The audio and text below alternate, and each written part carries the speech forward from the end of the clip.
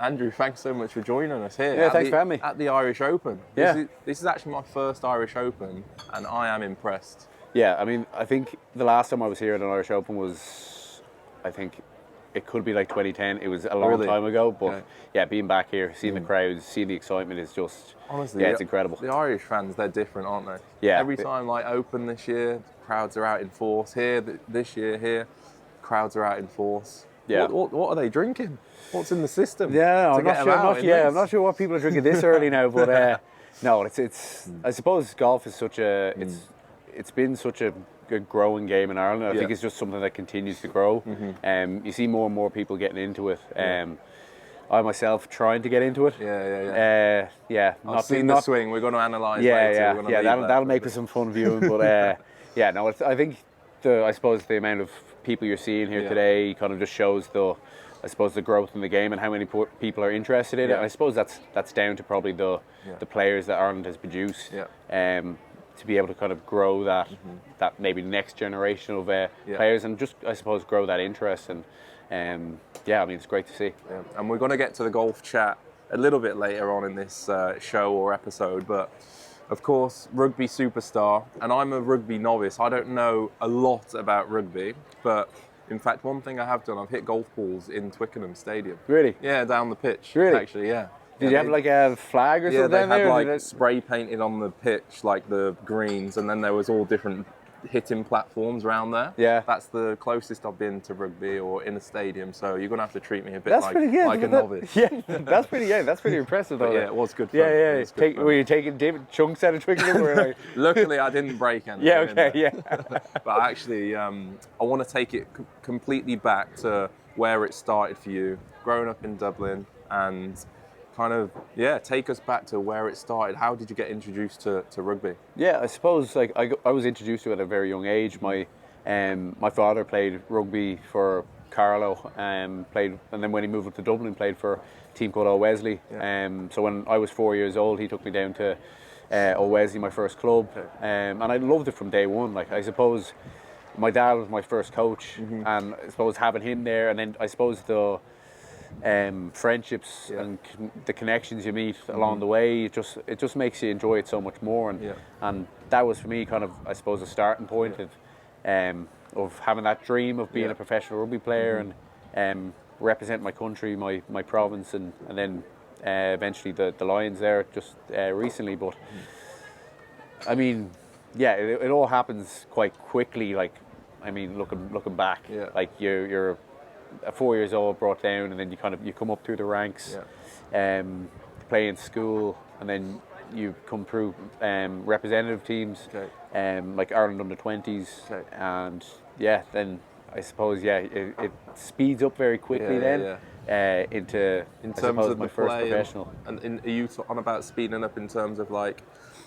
getting dropped into like, because it's physical, isn't it? Of course, but are you on about getting battered by grown men and people who are more developed, or are you on about like getting introduced to it from a young age? Yeah, I suppose from a young age. It's like, looking back now, it seems like everything kind of it happened very quickly then. Yeah. Like, I mean, when I played, I was 25 years ago when I started playing, but I suppose when I started playing seriously and started playing with that proper goal in mind of trying to make certain teams, that's when things started happening quickly. When I realised I could, I suppose, pursue a career in the sport. But like, it's looking back now, it's crazy how things have kind of turned out. What age did you get to where you thought, wow, I really want to do this as a career in terms of rugby? I suppose it wasn't until my second year of under-20s where I was just like, I can. I think I'm cut out for this. Because I was young for my year, so I had two swings at the under-20s team. So it was actually good for me that I had that two shots at it, because the first year around, I don't think I would have made it straight off the bat going into a professional setup. And then the second year, I was just that bit more prepared. I had a bit more experience, and like stepping into a professional setup was a bit more, I suppose, seamless. And it was just an easier transition, I suppose. So. And what was it like at school? Because for me at school, it was all about rugby. Was a huge thing in the UK, in England. But when you think about sport. Like, even for me as a golfer, nobody played golf. Everyone was football. Like, what was it like in Ireland for you? Was it everything rugby, or was it football and other sports? No, like I played plenty of other sports. I played golf from a young age. My mum and dad got me into that as well. They both loved golf.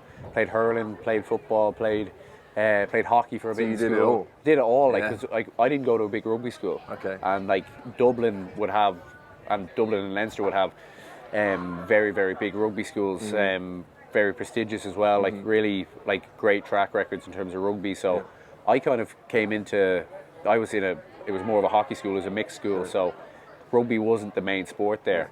And we just kind of got lucky with having a very good team. Yeah.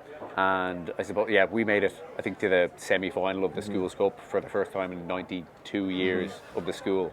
So, like, I suppose it was maybe a small bit easier to stand out on the team because it wasn't a big rugby school, but always felt like I had that kind of small chip on my shoulder that I nearly had to prove myself because I had all these players coming from big rugby schools where they might have been a bit more well known, and then I always felt I had a point to prove. Really? And did that fuel you to like really get going? Yeah, rugby? Definitely. Like I always had that. I had that as my motivation, was to be the best on my team, and then my motivation then was to be the best in the competition, and then.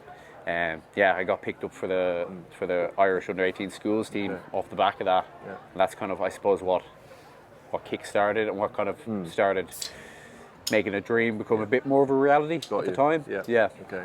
And you've gone from school, 18s, under 20s, was that right? Yeah. 20s, and then national team.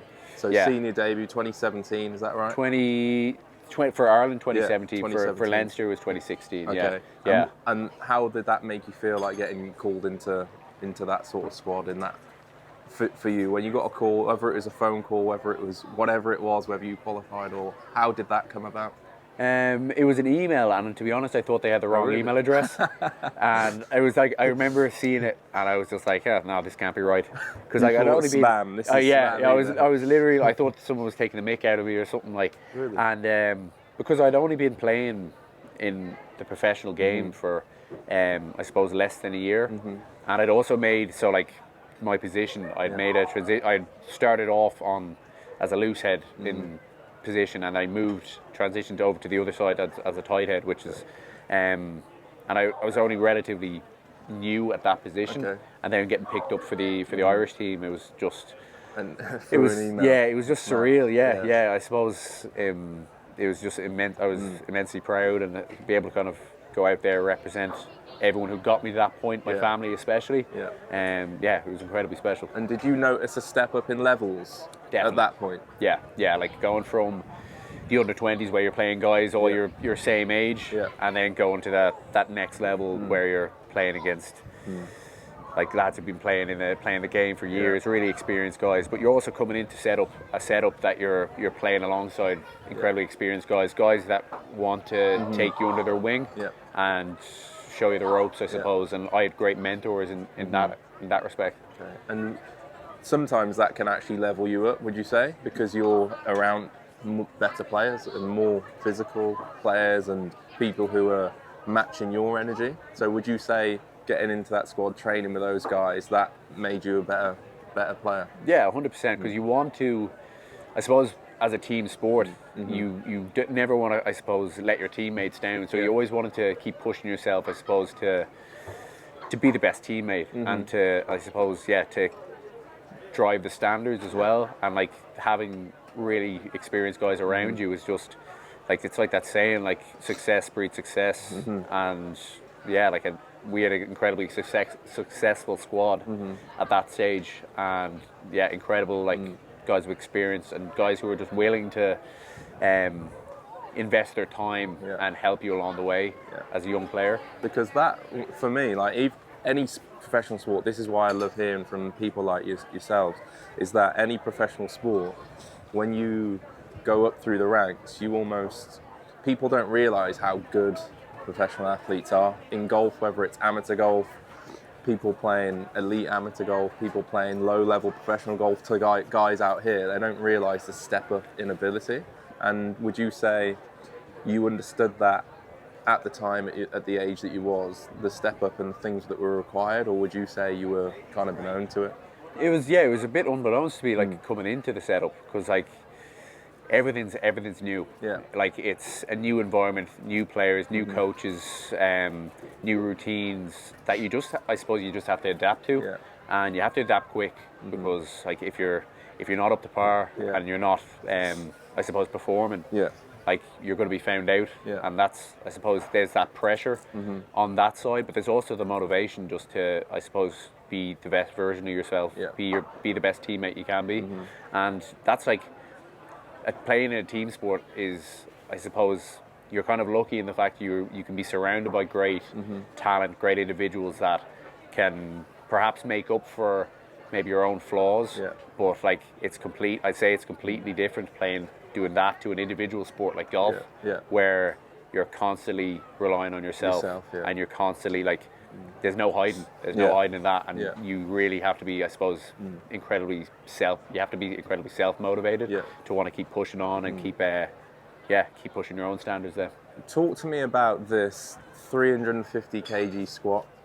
Talk to me about that. Like, this is if of course I do a little bit of research, so this is what I'm reading. You did a 350 kg squat, which is so heavy.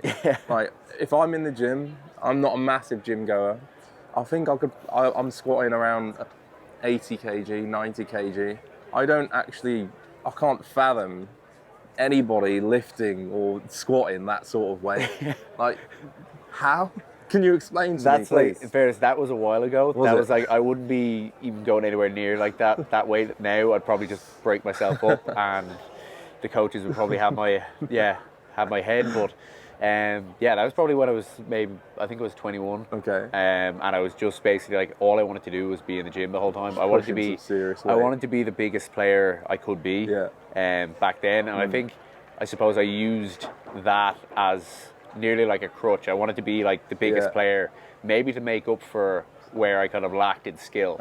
I wanted to be the best or the biggest player. And I just had a huge passion for going to the gym. I just loved everything about it. But I wouldn't be going anywhere near that. I'd probably be breaking myself up now if I went near that now. And we were speaking beforehand, actually, last rugby question, then we're going to get on to some golf stuff, about the physical requirements for rugby and the training and stuff like that. How intense is it? I mean, well, at the moment we're only coming into kind of like pre-season now, so it's always a fun time of the year. We're coming in off a bit of a break, and the coach is kind of flogging you a bit. How long have you had a break for right now? 5 weeks. Oh, really? Yeah. And what have you got up to in them 5 weeks? I've had a lot going on. I'm actually launching my own gym. Oh, sick. Which is coming out next week. Okay. So I've been busy with that. Small plug to that, everyone. Yeah. 3 State if you're watching. We've also had I suppose the most important thing. We have a 3-month-old now. Oh, okay. So the gym before the 3-month-old, or would you have dropped the 3-month-old? No. We could edit that around. So keep. Maybe we'll flip that around. Keep my wife happy. But it's been an incredible, I suppose, few months with. We had it was a testing few months as well. Like, we had our son 3 weeks before I headed off to Australia for 2 months. Wow. So it was definitely like it was a tough period of time. More like, I say tough, and I don't mean for me. It was more for my wife who was dealing with that on her own at home. I was away catching up on sleep and FaceTime calls. Yeah, exactly, all the FaceTime calls. But we had it was incredible, kind of life-changing few months. It's been great being able to, I suppose, adapt myself around my family and adapt it around our son and being able to kind of do stuff outside of rugby as well. But sure. it is incredibly intense. Back to your question, like, it's when you're, especially in game weeks where you have back-to-back games and big games at that, like internationally or at club level, like you're on the go the whole time, especially during the season you could be carrying an injury or something, but you just have to, I suppose, just kind of push through it and kind of rise above it. How do you get away from all that? Is there anything you do to keep yourself occupied amongst all that chaos? Well, I used to play golf when I had a bit of time now, but I'll need to find a way of bringing our son out on the course. I think you can get like I was saying to you earlier, you can get those buggy attachments. I might be able to put his car seat on the golf buggy, strap him in, but. That used to be my go-to, where you could just like, I use it as a great way of like catching up with mates as well. Like a lot of school friends who I'd lose contact with because I'm such a busy schedule. It's just great, I suppose, be able to get back and reconnect over a game of golf. Like, and I wouldn't be the best now, but it's like I wouldn't let a bad game of golf get in the way of a good walk. Like, what do you play? It must be off like 16 or something. Steady, because I was doing my bit of. I was just trying to find your swing out there, and I did find the swing on your Instagram, which was when you was playing Adair. And it's a decent swing actually. When it goes straight. But I believe this was me fast forwarding it to your best one. I just wanted to get the best one. It was a bit of a struggle, wasn't it? This round, it seems. There are a few tops in there. Yeah, well, I think they put in a lot of my bad shots more than my good ones in that. The putt that's gone up the bank and it's false front. Pulled it back. Comes right back to me like a boomerang. But I'm seeing a very steady action in this, and there seems like there's potential to be a serious golfer, I think, in there. Yeah, I think a bit more practice and. Just maybe slow down my swing. Try not burst the ball every time. Might be a good play, but no, it's like I think if I hit one good shot around, it wants me to get back out on the course the next time. Everybody's or like that. Or like if I have a few good shots at a round, it'll make me just want to like go back and research. I'll be watching like YouTube videos on how to improve those. You're not one of them, are you? No, but like I suppose I'm competitive by nature, and I suppose I'm more so competitive with myself. But like, what's really kind of pleasing is people kind of don't expect me to be a good golfer, and then it's literally like I can go out and nearly like hustle my friends because like they don't know. They always expect me not to be that good, and then I hit a few good shots, and then. I'm going to take note of that in case we have a game arranged. But who got you into the game? How did you get into it? Because you said at a young age you was playing, right? Yeah. My mum and my dad would have played a good bit. So my mum was a member of a club in Dublin. She brought me down there one day. I think she was playing around and she probably didn't have anyone to look after me. So she brought me probably against her will to walk around the course with her, and she gave me a few shots, I think. And I remember loving it. Like I just. It's addictive, isn't it? Yeah, it is. Like I think probably my competitive edge got started then, where I just wanted. It started off. I just wanted to outdrive my mum, and then try and beat my mum on the course. And then when I started playing with my dad, he wouldn't give me any gimmies. He'd be like, no, he'd be like, no, you have to play it as it lies. No, you can't pick that up. No, He taught me there's no easy ways around it. You have to play it as it lies, but. Like I played with him. Like he's actually off 8, I think. Oh wow. Yeah, which is he should be off more. Yeah. He should be off way less. Sorry, because of the amount he plays. Yeah.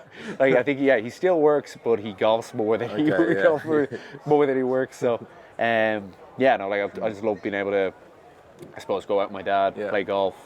I mean, it's just like he loves it. Nice, relaxing. Yeah, he loves it, and I love being able to share that with him. Like he loved rugby. He introduced me to that, and my parents introduced me to golf as well. And it's great being able to share, I suppose, that passion, share that kind of that same. And you can do it everywhere around the world. Exactly. Anywhere you are in the world, there's going to be a golf course, right? Yeah, exactly. And you can play at any age. Obviously, the handicap system, which we know you're a hustler at this stage. You've got your handicap system, which balances everything. That's the beauty of the game. Isn't it? So I think that's like I was saying, like what I was saying at the start. It's more. It's about making it more accessible for more and more people, especially like younger players, coming through, and I suppose giving them that passion, and I suppose showing them, getting them more interested in it. What you just said there, that's really important. Like to me and a lot of people, is how do we do that? In your opinion, being a rugby player, a sport that's built in a team, it's so intense, it's very instinctive, and I mean, it's quite action-packed. Golf is a bit more of them. If you're watching it, you're going to watch for 4 or 5 hours for a round, and it's not very it's not too entertaining until Yeah. it gets to a Sunday back nine. How does golf become a little bit more exciting and appealing to younger people, do you think? Yeah, like I think it's like I said, it's just making it more accessible. I think like you look at some places, and I think like you look at, I don't know if fees are an issue, but I think like the more and more that kids and the younger generation can access golf, and I suppose yeah, when you have when you have kind of the younger generations like getting more interested in it, that's where it grows. Yeah. That's where, like, it's the same with rugby. Like the more and more kind of the age grade levels, like you're going to have a lot more coming through. A lot of people sticking with it as well. Yeah, I think it's just about making it accessible for all levels. Like you don't have to be a pro right off the bat. And like anything, it takes time. Like it's like when I was younger, I'd get incredibly frustrated with golf and then leave it for like a year, I'd say, and then come back to it, and then I'd love it again. But I suppose it's just that. But it's like rugby's like one of the if you're at school, you're a footballer or you're a rugby player, you want one of the cool kids. That's how it was when I was at school, and golf was always one of them things where it wasn't really a cool thing to do. I think it's changing now. Definitely seeing a lot more things change with the clothes that you wear and the people who are actually playing, but I just think it's one of them things that it's got a lot more to do still. Yeah, well, I think it's grown so much, I suppose, and that's probably down to the professionals. Yeah. That's probably they're great role models. Like they're setting like kids. A lot of kids nowadays, like I wouldn't have known many golfers like back then. A lot of kids nowadays would know like the big name, especially in Ireland now, having like Rory, like Padraig, having Shane Lowry, like having really big names on the world stage. That's just grown the interest so much more than from when I was younger. And I suppose it's that, like it's like any sport. Like you have like the greats of the game, like that kind of that create that next crop, that create that next generation of golfers, I suppose. And I think like I can only really speak from my own position of trying to, I suppose, we always talk as a team, trying to inspire the next generation of rugby players, the next generation of talent by our actions, by how we carry ourselves, not just on the pitch but off the pitch. And I think that's incredibly powerful. That's an incredibly powerful message that we can do as rugby players in our position. Is about just growing the game, and I think that's what golfers are doing now, and what golf is doing in general. But like it's great to see. Like obviously you can see here today, like how many like kids and stuff are here, and how many. A lot of kids just how much how much interest there is around it. And it's just getting busy, isn't it? It's really filling up now. Like it's but it is great to see, and hopefully it can keep growing. Awesome, I love that. Last question for golf: best course you've played? Adair Manor, probably. Okay. Yeah. I mean, I didn't have a great day. Pristine cut. Yeah. I mean, I'm a member up in Paris Court. Okay. And that's like an incredible course as well. My dad's a member of Coolatin Golf Club down in Wicklow. Yeah. And that's like it's one of those kind of like small clubhouse, but it's got great members. And it's incredible course. Because I've only played it a few times. I think after the last time I played there, I didn't play too well. My dad stopped inviting me down. I mean, probably Adair would be up there. I'm probably not the standard to be playing it at all, as you've seen in the video.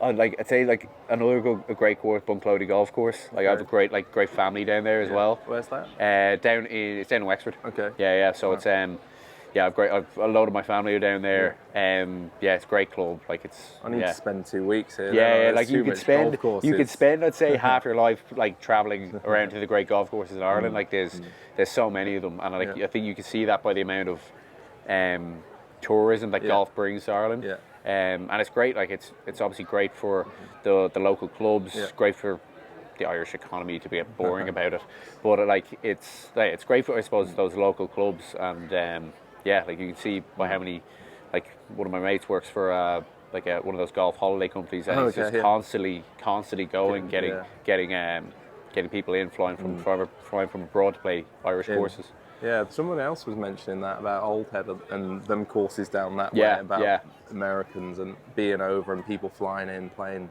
one of them and then playing 36 holes in a day, playing the next Yeah. one. It's crazy. Honestly, golf in Ireland could be the best. Yeah, I mean, like, There's that many golf it courses. speaks for itself, really, with the course. I played Old Head before, and we got it on a good day. Yeah. In fairness, like, it's on the edge of a cliff, so it's like wind in your face the whole time. I think I lost 20 balls that day. So yeah, it would have been my favorite course if I had played, like, it would have been up there with one of my favorites if I had played well. I think my game just kind of ruined it a bit for me, ruined the experience. But particularly like West Coast of Ireland, like, there's incredible courses. And my dad would always be going. He'd always go away with his buddies, like his golf mates, on like trips every few weekends, and then like you say, he'd be playing like 36 holes in a day, like back to back. Proper golf. Yeah, exactly. Yeah. He's like, he just loves it. Like, he's like hardcore golfer. I need to get over again. Yeah, Right. definitely. Been awesome. One last question, one last mention to our friends at Husqvarna here. I believe you've got some Husqvarna products. Yeah, Is that right? yeah, What yeah. have we got? We What's have in the arsenal at the minute? what don't I have now at this stage? It's the robot mowers are game changers for me. Like, I suppose the range in general is just incredible, but the robot mowers for me are just like the best piece of equipment I think I have in the house, because like I'm so short on time. Yeah. Like, with training now, with my son, with like our gym opening up, I've got like such a hectic schedule that it just takes, I suppose, it takes that kind of like 2 hour, 3 hour chunk out of the day that I would usually spend cutting the Valuable grass. time, isn't it? Exactly, and like anytime someone comes up to the grass, or it comes up the driveway, and they see the grass, they're always like, "Oh, like, you did a great job of your driveway," and then I'd love to be able to take credit for it, and like it cuts the lines. It looks like a fairway. Yeah. It looks like a fairway going Do up. you take pride in it? Yeah. I take a lot, like, I take so much pride in like people coming up the driveway and then they think it looks like a fairway.